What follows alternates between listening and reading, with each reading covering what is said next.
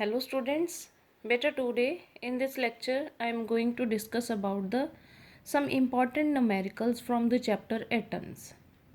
So beta first numerical is if the kinetic energy of alpha particle incident on gold foil is doubled, how does the distance of closest approach change? ਬੇਟਾ ਉਹ ਕੀ ਬੋਲ ਰਿਹਾ ਕਿ ਅਗਰ ਕਾਇਨੈਟਿਕ energy alpha particle ਦੀ ਉਸ ਨੂੰ ਬੇਟਾ double ਕਰ ਦਈਏ ਤਾਂ ਉਸ ਦਾ ਕੀ ਇਫੈਕਟ ਹੋਊਗਾ ਬੇਟਾ ਡਿਸਟੈਂਸ ਆਫ ਕਲੋਜ਼ੈਸਟ ਅਪਰੋਚ ਦੇ ਉੱਤੇ। ਸੋ ਬੇਟਾ distance of closest approach of alpha particle is given by the this relation बेटे। ठीक है जी। So from this relation are not inversely proportional to the kinetic energy. if the kinetic energy of a alpha particle bete doubled, it means bete are not reduced to half। ਸੋ ਬੇਟੇ ਦੋਨੋਂ ਕੀ ਨੇ ਬੇਟਾ inversely ਪ੍ਰਪੋਰਸ਼ਨਲ ਨੇ, ਤਾਂ ਇਹਦਾ ਕੀ ਮਤਲਬ ਬੇਟਾ ਅਗਰ ਇੱਕ ਵੱਧਦਾ ਹੈ ਤਾਂ ਦੂਜਾ ਕੀ ਹੋਊਗਾ ਰਾਜੇ ਘਟੂਗਾ, ਇੱਕ ਇਨਕਰੀਜ਼ ਕਰੂ ਤਾਂ ਦੂਜਾ ਡਿਕਰੀਜ਼ ਕਰੂ, ਅਗਰ ਇਸ ਨੂੰ ਡਬਲ ਕਰਾਂਗੇ ਤਾਂ ਬੇਟੇ ਉਹ ਕੀ ਹੋ ਜਾਊਗਾ ਹਾਫ ਹੋ ਜਾਊਗਾ। ਤਾਂ ਇਸ ਟਾਈਪ ਦੇ ਨਾਲ ਬੇਟਾ ਜੋ ਡਿਸਟੈਂਸ ਆਫ ਕਲੋਜ਼ੈਸਟ ਅਪਰੋਚ 'ਤੇ ਇਫੈਕਟ ਹੋਊਗਾ ਕਾਈਨੇਟਿਕ ਐਨਰਜੀ ਆਫ ਅਲਫਾ ਪਾਰਟੀਕਲ ਨੂੰ ਡਬਲ ਕਰਨ 'ਤੇ। Hence, the distance of nearest approach R naught is half when kinetic energy of alpha particle is doubled.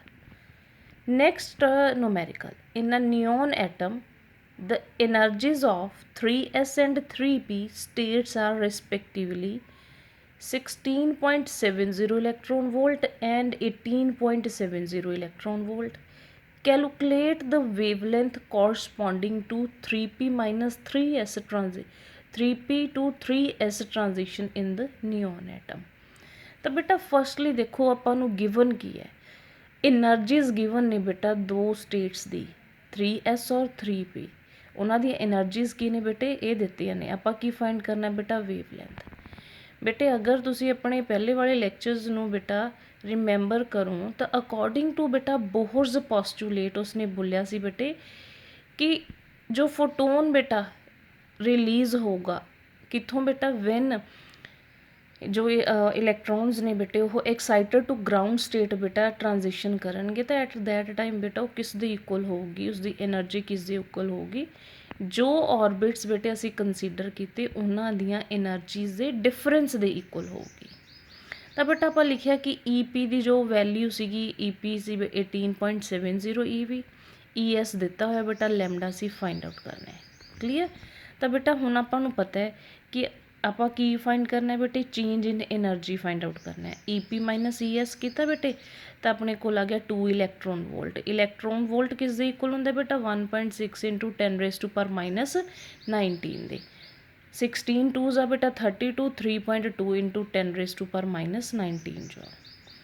As we know that ਬੇਟਾ H nu E equals to ਕੀ ਹੈ ਬੇਟੇ H nu ਹੈ। H nu ਕੀ ਹੁੰਦਾ ਬੇਟੇ C by lambda. Put all the values. Lambda ਆਪਾਂ find ਕਰਨਾ ਬੇਟਾ, ਲੈਮਡਾ ਨੂੰ ਇੱਥੇ ਲੈ ਕੇ ਆ ਗਏ HC ਬਾਈ ਡੈਲਟਾ E। ਬੇਟੇ ਇੱਥੇ ਕੀ ਸੀਗਾ ਆਪਣੇ ਕੋਲ ਜੋ ਆਪਣੀ ਸਟੇਟ ਸੀਗੇ ਡੈਲਟਾ ਹੀ ਐਜ਼ਿਊਮ ਕਰ ਸਕਦੇ ਹਾਂ ਆਪਾਂ, E ਵੀ ਲਿਖ ਸਕਦੇ ਹਾਂ। E ਕੀ ਹੈ ਬੇਟਾ ਫੋਟੋਨ ਦੀ એનર્ਜੀ ਹੈ, H ਨਿਊ ਹੈ। ਬਟ ਆਪਾਂ ਅਕੋਰਡਿੰਗ ਟੂ ਬੋਹਰਜ਼ ਪੋਸਟੂਲੇਟ ਕੀ ਲੈਂਦੇ ਬੇਟਾ difference in the energies of both orbits, ਤਾਂ ਡੈਲਟਾ E ਵੀ ਐਜ਼ਿਊਮ ਕਰ ਸਕਦੇ ਹਾਂ। ਤਾਂ ਬੇਟੇ ਇੱਥੋਂ ਆਪਣੇ ਕੋਲ ਲੈਮਡਾ ਦੀ ਵੈਲਿਊ ਆ ਗਈ HC by delta E। Put all the values ਬੇਟੇ, at the end we will get the result, that is lambda equals to 625.3 nanometer। clear ਜੀ। ਬੇਟਾ 10⁻⁻⁹ ਨੂੰ ਕੀ ਬੋਲਦੇ ਆ ਬੇਟਾ ਨੈਨੋ, ਇਸ ਕਰਕੇ ਇਸ ਹੋਲ ਐਕਸਪ੍ਰੈਸ਼ਨ ਨੂੰ ਬੇਟਾ ਇਸ ਫਾਰਮ ਦੇ ਵਿੱਚ ਵੀ ਆਪ ਲਿਖ ਸਕਦੇ ਹਾਂ। ਠੀਕ ਹੈ ਜੀ। ਬੇਟਾ you can leave it from here ਵੀ, ਅਗਰ ਤੁਸੀਂ ਇੱਥੇ ਤੱਕ ਕਰਨਾ ਹੈ ਤਾਂ ਕਰ ਸਕਦੇ ਹੋ, ਅਗਰ ਇਹ ਲਿਖਣਾ ਹੈ ਤਾਂ ਵੈਲ ਐਂਡ ਗੁੱਡ ਹੈ। Clear. Next find the value of Bohr's radius. ਆਪਾਂ ਕੀ ਕਰਨਾ ਬੇਟੇ बोहरज रेडियस ਦੀ ਵੈਲਿਊ फाइंड आउट ਕਰਨੀ ਹੈ। The radius of innermost orbit of hydrogen atom is called the Bohr radius. ਤਾਂ ਸਭ ਤੋਂ ਪਹਿਲਾਂ ਪਤਾ ਹੋਣਾ ਚਾਹੀਦਾ ਬੇਟਾ बोहर रेडियस ਕੀ ਹੈ। ਤਾਂ ਬੇਟੇ ਹਾਈਡਰੋਜਨ ਐਟਮ ਦਾ ਇਨਰ ਮੋਸਟ ਸਭ ਤੋਂ ਅੰਦਰ ਵਾਲਾ ਜੋ ऑर्बिट ਹੈ ਬੇਟੇ ਉਸ ਦੇ ਰੇਡੀਅਸ ਨੂੰ ਆਪਾਂ ਕੀ ਬੋਲਦੇ ਹਾਂ ਬੇਟਾ बोहर रेडियस ਬੋਲਦੇ ਹਾਂ। ਬੇਟੇ ਐਜ਼ ਯੂ ਨੋ ਕਿ ਆਰ ਆਪਾਂ ਬੇਟਾ ਫਾਈਂਡ ਕੀਤਾ ਸੀਗਾ ਲਾਸਟ ਲੈਕਚਰਸ ਦੇ ਬੇਟੇ एनर्जी आप फाइंड आउट की। सो एक्सप्रैशन अपने कोल की आया सी N² H² 4 π² M K Z E ਦਾ ਸਕੁਅਰ। ਤਾਂ ਬੇਟੇ ਆਲ ਵੈਲਿਊਜ਼ ਨੂੰ ਪੁੱਟ ਕਰੋ, ਤੁਹਾਡੇ ਕੋਲ ਆਂਸਰ ਆ ਜਾਊਗਾ। ਤਾਂ ਇਹ ਕੀ ਆ ਗਿਆ ਬੇਟਾ 0.529 ਐਂਗਸਟ੍ਰੋਮ। ਤੇ ਇਹ ਕੀ ਹੈ ਬੇਟੇ ਫਰਸਟ ਜੋ ਇਨਰ ਮੋਸਟ ਔਰਬਿਟ ਸੀ ਉਸਦਾ ਰੇਡੀਅਸ ਸੀ, ਜਿਸ ਨੂੰ ਆਪਾਂ ਬੋਹਰਜ਼ ਰੇਡੀਅਸ ਵੀ ਬੋਲਦੇ ਹਾਂ।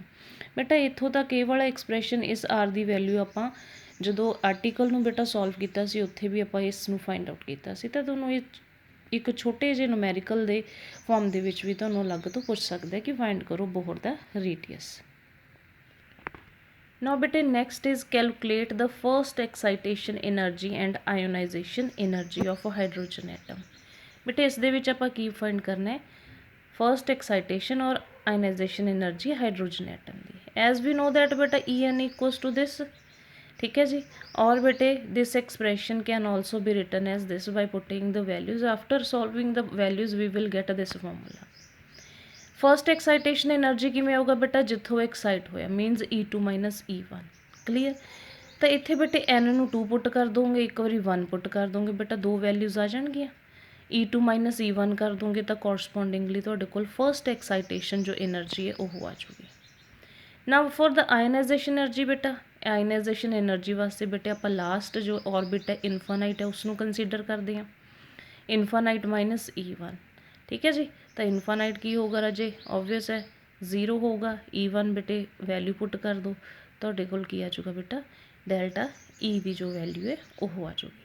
बेटे ये एक्सप्रैशन ना दोनों तुसीं लर्न करने ने, इस एक्सप्रैशन की भी मच इंपॉर्टेंस है इन द न्यूमैरिकल्स। बेटा you can use this formula as it is to solve any numerical. तो बेटे इस फॉर्मूला नू तुसीं की करना है, लर्न करके रखना है। तो अकॉर्डिंग टू दिस बेटे our first excitation energy find out करती और ionization energy. Now next is बेटा calculate the velocity of electron in first Bohr's orbit of hydrogen atom. Given बेटा रेडियस है ये एज इट इज़ बेटा तुसीं learn ही कर लो, R इक्वल्स टू 0.529 एंगस्ट्रॉम। तो आप वेलोसिटी बेटे फाइंड आउट करनी है। वेलोसिटी भी बेटा अगर याद हो तो आप आर्टिकल्स के बेटे वेलोसिटी का एक्सप्रैशन फाइंड आउट किया सी, ठीक है जी। उतों वाले कॉन्सैप्ट में बेटा एक बार रिमाइंड कर लियो, लास्ट लैक्चर्स में चैक कर लियो बेटे, उस आप वेलोसिटी फ्रीकुएंसी रेडियस ये सारा कुछ आप फाइंड आउट किया है, डिफरेंट एक्सप्रैशनस नू फाइंड आउट किया है, ठीक है जी। So all that formulas which we have derived in the earlier lecture बेटा you have to learn these formulas to solve the numericals. So बेटे जो अपने कोल गिवन है आर सी बेटा आंगस्ट्रॉम की होंगे 10⁻⁻10 मीटर, ये लिख लिया। एच अपन पता बेटा 6.626 इंटू 10⁻⁻34 जूल सेकेंड। एम अपन पता इलैक्ट्रॉन का बेटा mass 9.1 into 10⁻31 kg। So according to बेटा बोहर्स पोस्टुलेट आप की फाइंड करना बेटा वेलोसिटी। तो आप माइंड के विच लैके आए बोहर्स दी पोस्टुलेट नूं, उस दे विच एक पोस्टुलेट बेटे रिलेटेड टू एंगुलर मोमेंटम सी कि which is equals to the integral multiple of h/2π, ठीक है जी। वेयर एन की सी बेटे इंटीजर सी कि साडे कोल, तो आप उही एक्सप्रैशन लिया। तो आप देखिए कि इस दे विच v आ रहा बेटा, तो v का वैल्यू इत्थों फाइंड आउट कर ली, v equals to NH/2πmr।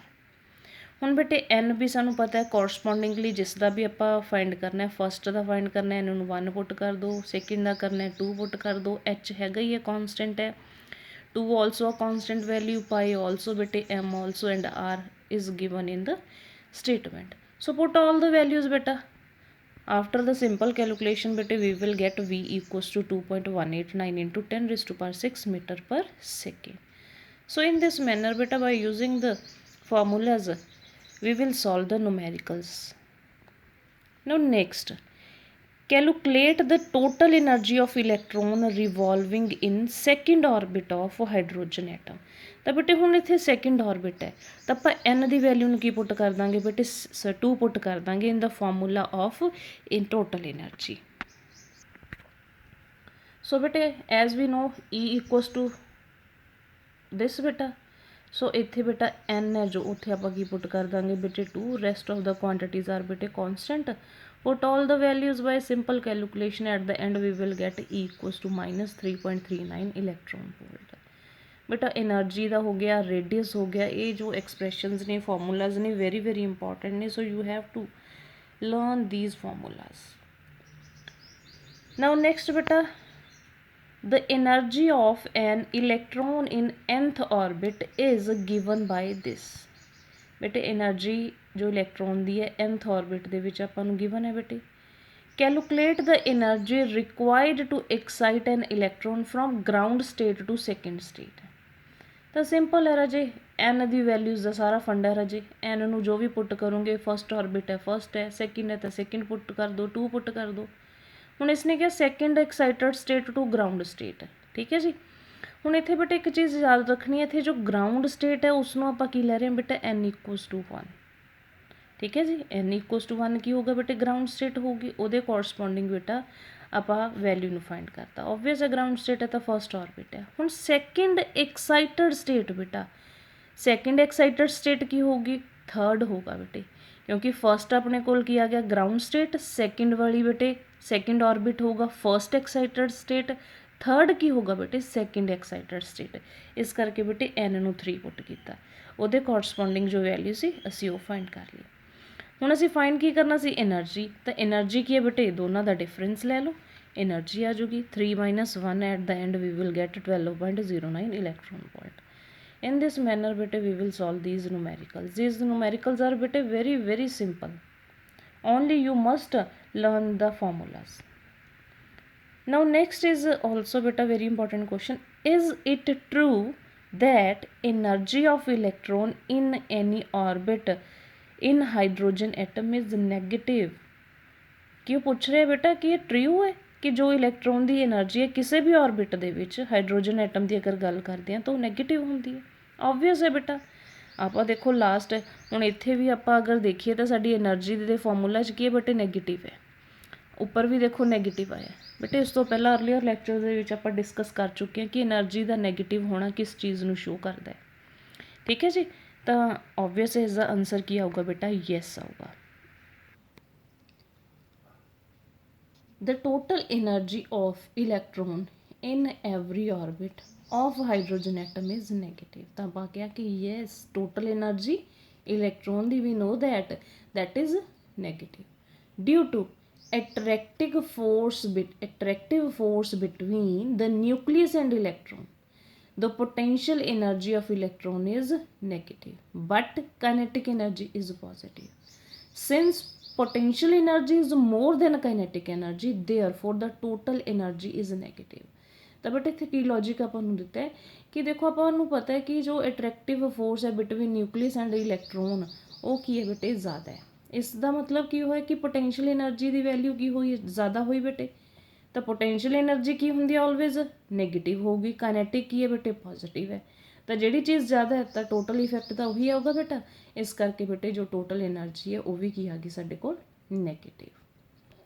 Now last question is बेटे in hydrogen atom what fraction of atom mass is with positive charge.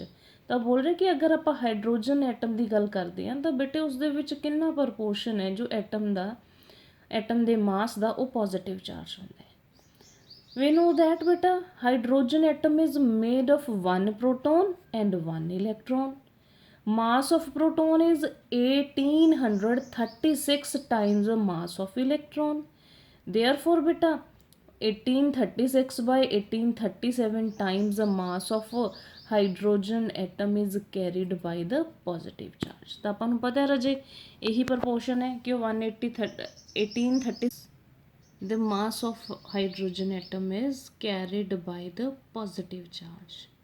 सो बेटे इन्ने टाइम्स जो मास है वो की होगा बेटा पॉजिटिव चार्ज होगा। क्लियर।